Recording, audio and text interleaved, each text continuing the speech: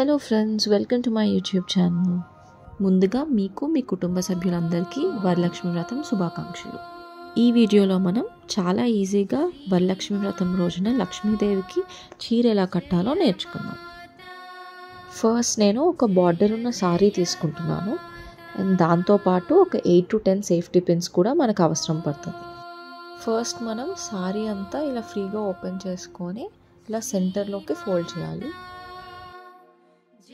ఇప్పుడు మనం సారీకి కుచ్చులు పెట్టాలి. సో దీనికి మనం ఇలా ఈక్వల్గా ఫోల్డ్ చేసుకోవాల్సి వస్తుంది. సో ఒక 6 to 7 కుచ్చులు అయ్యాక మనం ఒక సేఫ్టీ పిన్తో సెక్యూర్ చేయొచ్చు. ప్రతి 6-7 కుచ్చులకి అలా సేఫ్టీ పిన్స్తో మనం పైన కింద సెక్యూర్ చేయాల్సి వస్తుంది. ఇలా మనం త్రూ అవుట్ ద శారీ కాకుండా ఒక 3/4 ఆఫ్ ద శారీ వరకు ఇలా కుచ్చులు పెట్టుకోవాలి. మనం యూస్ చేసే సేఫ్టీ పిన్స్ కూడా మనకి చిన్నవి కాకుండా పెద్దవి అయితే చాలా కంఫర్టబుల్గా ఉంటుంది. ఇప్పుడు మనం రిమైనింగ్ 1/4 ఆఫ్ ద శారీకి ప్లీట్స్ పెట్టుకోవాలి. సో మనం ఇలా ఈక్వల్గా ఫోల్డ్ చేసుకొని సేఫ్టీ పిన్స్తో సెక్యూర్ చేసుకోవాలి. ఇప్పుడు మనం లక్ష్మీదేవిని ఈ శారీతో ఎలా అలంకరించుకోవాలో నేర్చుకుందాం. బ్యాక్డ్రాప్ లాగా నేను ఈ పట్టు శారీని యూస్ చేయబోతున్నాను. మీరు కావాలనుకుంటే ఆన్లైన్లో కూడా బ్యాక్డ్రాప్స్ ఆర్డర్ చేసుకోవచ్చు. నేను ఫస్ట్ ఒక బిందెని తీసుకున్నాను అండ్ దాని సైజ్కి తగ్గట్టు ఒక ప్లేట్ని కూడా తీసుకుంటున్నాను అండ్ ఒక కలసంలో కొంచెం బియ్యం పోసి ఇలా మనం రెడీ చేసుకోవాలి. ఇందాక మనం ఏదైతే బిందె తీసుకున్నామో అందులో కొంచెం బియ్యం పోసుకొని రెడీగా ఉంచుకోవాలి అండ్ దీంట్లో ఇందాక మనం రెడీ చేసుకున్న సారీని పెట్టాలి. సో నేను ఎలా అయితే చేస్తున్నానో మీరు కూడా అలానే ఫాలో అవ్వండి అండ్ సేఫ్టీ పిన్స్ని మనం రిమూవ్ చేసేయచ్చు. సో ఈ కుచ్చులన్నీ కూడా నీట్గా మనం పెట్టుకోవాలి. ఇప్పుడు మనం అక్కడ ఒక డబుల్ టేప్ పెట్టాలి. సో ఇలా డబుల్ టేప్ తీసుకొని మనం అలా పెట్టి దీనిపైన మనం ఇందాక ఏదైతే ప్లేట్ ఉందో అది ప్లేస్ చేయాలి. సో దీనివల్ల అది చాలా స్ట్రాంగ్గా ఉంటుంది అండ్ దీనిపైన మనం కలసం అన్నది పెట్టాలి. సో కలసం ఊగకుండా ఉండటానికి మనం మళ్ళీ ఒక డబుల్ టేప్ తీసుకొని దానిపైన కలసం అన్నది ప్లేస్ చేయొచ్చు. సో ఇలా చేయటం వల్ల అది చాలా స్ట్రాంగ్గా ఉంటుంది. ఇప్పుడు మనం ఒక కొబ్బరికాయ తీసుకొని పసుపు కుంకాలతో అలంకరణ చేసి కలసం పైన పెట్టాలి. మనం ఒక పురుకోస తాడు అండ్ స్టిక్ తీసుకొని కలసానికి టైట్గా కట్టాలి. ఇది మనం బ్యాంగిల్స్ పెట్టడానికి హెల్ప్ అవుతుంది. మనం దారం తీసుకొని లక్ష్మీదేవికి ఇలా సైడ్స్కి 2 హోల్స్ ఉంటాయి. ఆ హోల్స్కి మనం ఈ దారాలని కట్టి కలసంపై ఉన్న కొబ్బరికాయకి మనం టైట్గా ఈ దారాలతో మనం కట్టాల్సి వస్తుంది.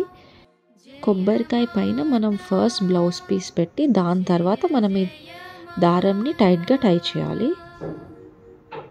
మనం కలసం పైన బ్లౌజ్ పీస్ పెట్టే ముందు ఫస్ట్ ఇలా ఇందాక 1/4 శారీతో మనం ఇలా చేసుకున్నాం కదా, అది ఫస్ట్ పెట్టి తర్వాత బ్లౌజ్ పీస్ పెట్టి దానిపైన మనం లక్ష్మీదేవిని పెట్టాలి.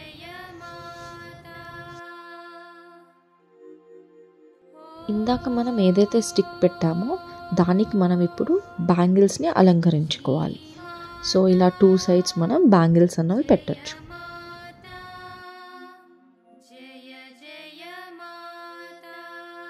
ఇప్పుడు మనం పువ్వులతో లక్ష్మీదేవిని అలంకరించుకోవాలి.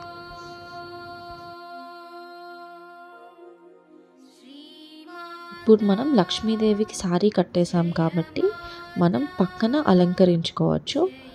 సో పువ్వులు కానీ మనం ఏదైనా పెట్టుకోవచ్చు అండ్ అది కాకుండా బ్లౌజ్ పీసెస్, బ్యాంగిల్స్, వక్కలు, పసుపు కుంకాలు ఇవన్నీ మనం ఒక ప్లేట్లో పెట్టుకొని ఇలా సర్దుకోవటం వల్ల మన ఇంటికి ఎవరైనా వస్తే మనకు చాలా ఈజీగా ఉంటుంది.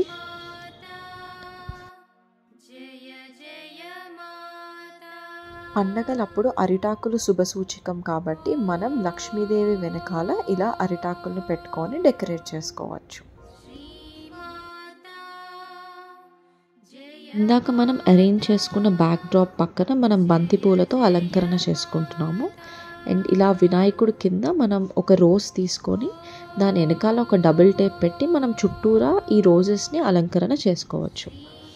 మొత్తం అలంకరణ అయిపోయింది కాబట్టి ఫైనల్గా ఎలా ఉందో మనం ఇప్పుడు చూద్దాం.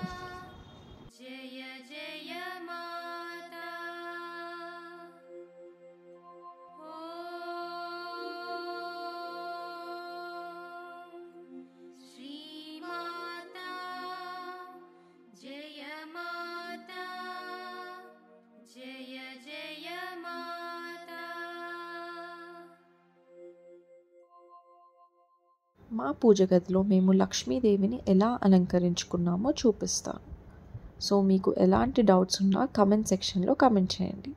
Do like, share and subscribe to my channel. Thank you.